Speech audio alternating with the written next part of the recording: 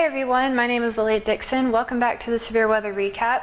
We're going to be reviewing yesterday, which was May 25th, 2015. Today is Tuesday, May 26th, 2015. Yesterday was a pretty active day. There was a lot of flooding in Texas and a couple tornadoes reported across the nation. There was also a lot of hail reported, including pretty significant hail in Kansas. So let's go ahead and take a look in Florida. There was a water spout that was in Fort Lauderdale, came on shore and became a tornado that ended up causing a pretty large amount of damage across the beachfront. There were also a couple of civilians injured. Let's go ahead and move into Smithville, Mississippi. There was a tornado that tracked across Smithville and actually caused a pretty significant amount of damage.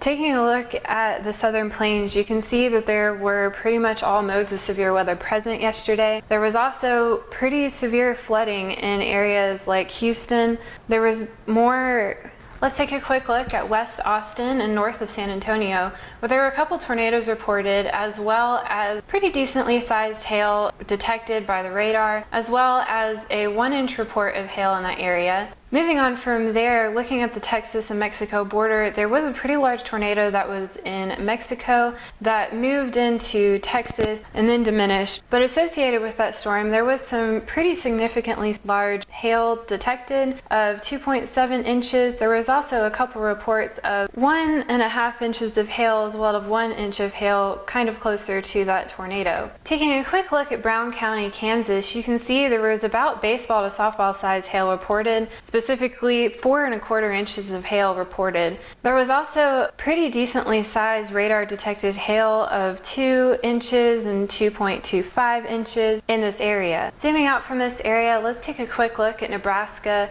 South Dakota, and Iowa, where there was a lot of hail reported in this area. You can also see that there was pretty large hail detected on the radar of about 3 inches. Also, just to note about this area in general, there was nickel and dime sized hail. Moving on from this area, let's take a quick look at the eastern portion of Washington, where there was a report of hail. There was also about 1/2 inch of hail accumulated in this area. From there, let's take a quick look at the California-Nevada border, where there were many small hail reports in this area, as well as 60-mile-per-hour wind. So overall, yesterday was a very active day with a couple tornado reports and a lot of hail in most areas, mainly in the Southern Plains. There was also pretty significant flooding in Houston, and that one little water spout that happened in Florida that actually was not so little. Let's take a quick look at the month of May overall. You can see that it's been a pretty active season in the plains, and especially in the Southern Plains like in Texas and Oklahoma. You can see there's pretty significant hail across the entire region. There's not much going on as far as the eastern United States goes, but there is some isolated events that have produced some pretty significant hail across that region. Looking in Florida, you can see it's a lot more active than the rest of the eastern United States, but this is just due to sea breeze activity. So that was your look at the month of May overall. Today there will probably be some severe weather in the Southern Plains, as well as some isolated events in the Great Lakes and southeastern United States. Make sure to check out those live streamers at tvandweather.com/live, and we will see you in the video tomorrow.